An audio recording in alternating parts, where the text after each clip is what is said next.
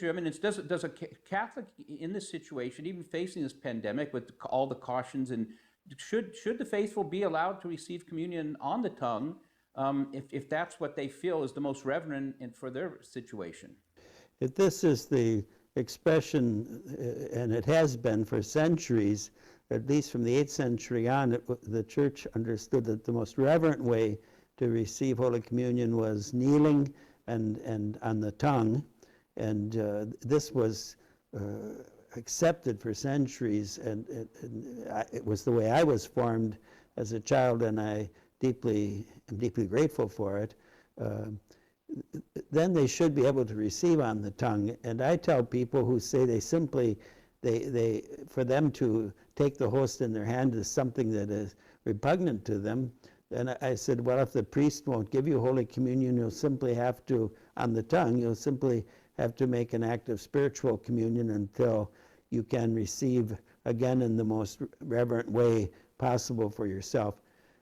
Now, as far as I'm concerned, I'm not at all convinced that it's more sanitary to receive communion in the hand than on the tongue. I often celebrate Mass in the extraordinary form, and even in the ordinary form, many people receive on the tongue. And I can't remember a time, the last time that in some way my fingers would have touched the skin or of the people who are receiving of the communicants. It's a very easy way to distribute Holy Communion. Now they say that some extraordinary ministers of communion in parishes where very few people receive on the tongue, they're not familiar with it, and they in their nervousness they end up touching the people. Well then, as I saw in one parish, the priest simply said, those who are going to receive on the tongue, please come to the line where the priest is, who's habituated to giving communion on the tongue.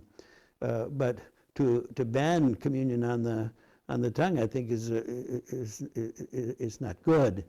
Because also there's a whole history with regard to receiving communion in the hand. There's a beautiful little book written by Bishop Athanasius Schneider, Corpus Christi, and he gives a whole history of this. In the early church, there was a practice to receive communion on the tongue, but not the way we do it today. The people approached and put their left hand under their right. The host was placed in their right hand, but they never touched the host. They immediately took the host with their tongue through the mouth, and then if there were any particles, they would gather those right away with their tongue so that there wouldn't be any danger of a particle of the sacred host falling to the ground or in some way being desecrated. And but that practice that we have today is not that way. It's a very common gesture. Even I have experienced people snatching the host from my hand as I was about to put it in their hand, or people approaching in a very careless way. And then we would have to be to say that it remains true, and this also in the documents of the Church, that receiving communion on the tongue is the proven most reverent way to receive Holy Communion. So I think that this idea of saying, well, for safety's sake, we're not giving anyone communion on the tongue. I think, too, there's a kind of an exaggerated idea about, first of all, that somehow even being in church, but even the rite of Holy Communion is an inherently propagating disease. I mean, where did this come from?